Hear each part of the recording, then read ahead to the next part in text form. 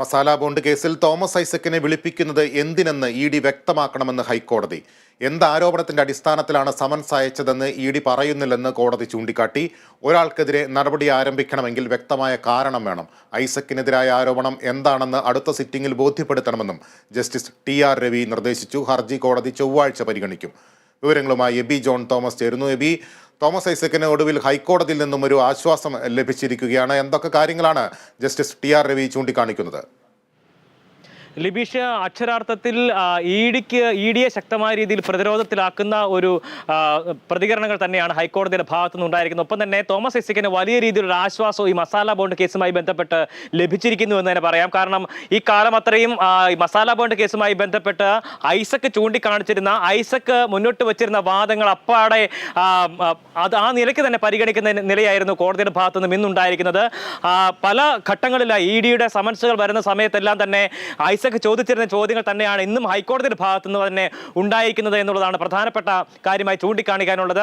എന്ത് തെറ്റിന്റെ അടിസ്ഥാനത്തിലാണ് ഈ ഐസക്കിനെ വീണ്ടും വീണ്ടും ചോദ്യം ചെയ്യലിന് വേണ്ടി വിളിപ്പിക്കുന്നത് എന്നുള്ളതാണ് ഇന്നിപ്പോൾ ഹൈക്കോടതി ചോദിച്ചിരിക്കുന്ന ഒരു ചോദ്യം എന്ന് പറയുന്നത്. ഏത് ആരോപണത്തിന്റെ അടിസ്ഥാനത്തിലാണ് ഐസക്കിനെ സമൻസ് നൽകിക്കൊണ്ട് വിളിപ്പിക്കുന്നത്?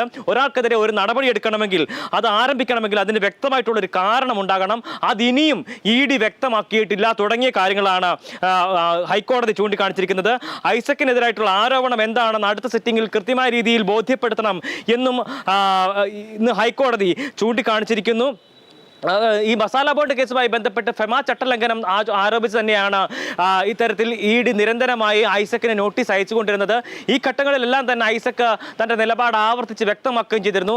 അതിനിടയിൽ തന്നെ ഒരു ഘട്ടത്തിൽ ഹൈക്കോടതി പോലും ചോദിക്കുന്ന സാഹചര്യം ഉണ്ടായിരുന്നു. ഒരു തവണയെങ്കിലും ഒന്ന് ഹാജരായി കൂടെ എന്നുള്ളൊരു ചോദ്യം ഐസക്കിനോട് ഹൈക്കോടതി ചോദിക്കുന്ന സാഹചര്യം ഉണ്ടായിരുന്നു. എന്നാൽ അന്നും ഐസക്ക് വ്യക്തമാക്കിയത് ആ നിലപാടിൽ തന്നെ ഉറച്ചു നിൽക്കുന്നു. ഒരിക്കൽ പോലും ഇ.ഡിയുടെ മുന്നിൽ ഈ കേസുമായി ബന്ധപ്പെട്ട് ഹാജരാകാൻ കഴിയില്ല. താൻ കുറ്റക്കാരനാണോ എന്ന് കണ്ടെത്തുന്നതിന് വേണ്ടി ചോദ്യം ചെയ്യലിന് വേണ്ടി ഇരിക്കേണ്ട കാര്യം ഇല്ല. തൻ്റെ പേരിലുള്ള കുറ്റം എന്താണെന്ന് വ്യക്തമാക്കി കഴിഞ്ഞാൽ അതനുസരിച്ചുള്ള ചോദ്യങ്ങൾ അല്ലെങ്കിൽ അത്തരത്തിലുള്ള ഒരു കണ്ടെത്തലിന്റെ അടിസ്ഥാനത്തിൽ വിളിപ്പിച്ചാൽ ഉറപ്പായും ചോദ്യം ചെയ്യലിന് ഹാജരാകാം എന്നുള്ള കാര്യമാണ് ഐസക്ക് വ്യക്തമാക്കിയിരുന്നത്. എന്തായാലും ഐസക്ക് ആ കാലങ്ങളിലെല്ലാം തന്നെ പറഞ്ഞിരുന്ന, ഈ കഴിഞ്ഞ 6 തവണയും പറഞ്ഞിരുന്ന അതേ കാര്യങ്ങൾ തന്നെ ഹൈക്കോടതി ഇത്തവണയും ആവർത്തിച്ചിരിക്കുന്നു എന്നുള്ളതാണ് ഏറ്റവും പ്രധാനമായും എടുത്തു പറയേണ്ട കാര്യം.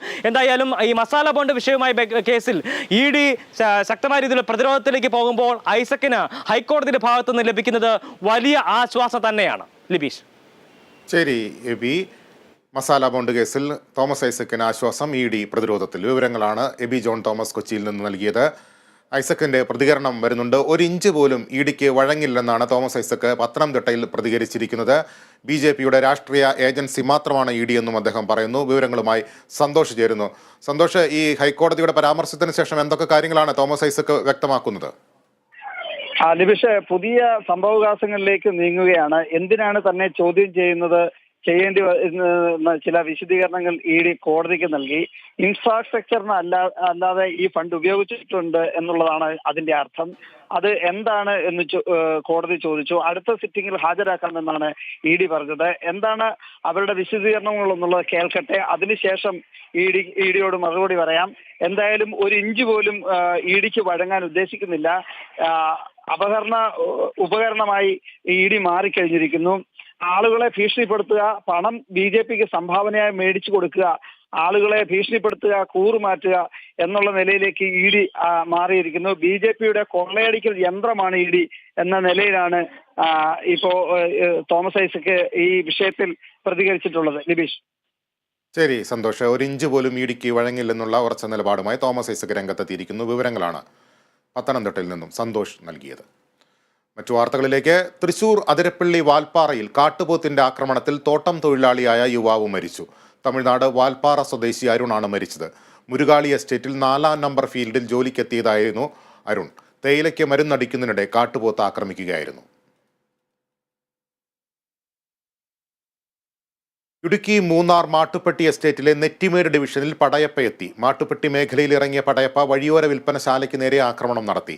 RRT സംഘം പടയപ്പയെ നിരീക്ഷിക്കുന്നുണ്ടെങ്കിലും വനാതിർത്തികളിലൂടെ സഞ്ചരിച്ച് കാട്ടുകൊമ്പൻ വീണ്ടും ജനവാസ മേഖലയിൽ ഇറങ്ങുന്നത് പ്രതിസന്ധിയാവുകയാണ്.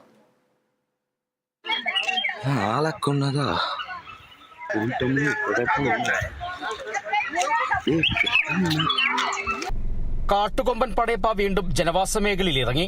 ഇന്ന് പുലർച്ചെ മൂന്നാർ മാട്ടുപ്പെട്ടി എസ്റ്റേറ്റിലെ നെറ്റിമേട് ഡിവിഷനിൽ പടയപ്പ എത്തി. പ്രദേശത്ത് നേരിയ തോതിൽ കൃഷിനാശം വരുത്തി. മാട്ടുപ്പെട്ടി മേഖലയിൽ ഇറങ്ങിയ പടയപ്പ വഴിയോര വിൽപ്പനശാലയ്ക്ക് നേരെ ആക്രമണം നടത്തി. ദിവസം ഇത്രയായിട്ടും കാട്ടുകൊമ്പൻ കാട് കയറാൻ തയ്യാറാകാത്തത് വലിയ പ്രതിസന്ധി തീർക്കുകയാണ്. തുടർച്ചയായ ദിവസങ്ങളിൽ പടയപ്പ ജനവാസ മേഖലയിലെത്തി നാശം വരുത്തുന്ന സ്ഥിതിയുണ്ട്. RRT സംഘം പടയപ്പയെ നിരീക്ഷിക്കുന്നുവെങ്കിലും വനാതിർത്തികളിലൂടെ സഞ്ചരിച്ച് കാട്ടുകൊമ്പൻ വീണ്ടും ജനവാസ മേഖലയിൽ ഇറങ്ങുന്നത് പ്രതിസന്ധിയാവുന്നു. കഴിഞ്ഞ കുറച്ചുനാളുകളായി ജനവാസ മേഖലയിൽ തുടരുന്ന പടയപ്പ വ്യാപക നാശം വിതച്ചതോടെയാണ് കാട്ടാനയെ നിരീക്ഷിക്കുവാൻ പ്രത്യേക സംഘത്തെ നിയോഗിച്ചിരിക്കുന്നത്. അക്ഷരാർത്ഥത്തിൽ പടയപ്പയുടെ സാന്നിധ്യം മൂലം മൂന്നാറിലെ ജനവാസ മേഖലകളിൽ ആളുകളുടെ ജീവിതം ദുസ്സഹമായി കഴിഞ്ഞു. ഡ്രോൺ അടക്കം ഉപയോഗപ്പെടുത്തിയാണ് വനംവകുപ്പ് ആനയെ നിരീക്ഷിക്കുന്നത്.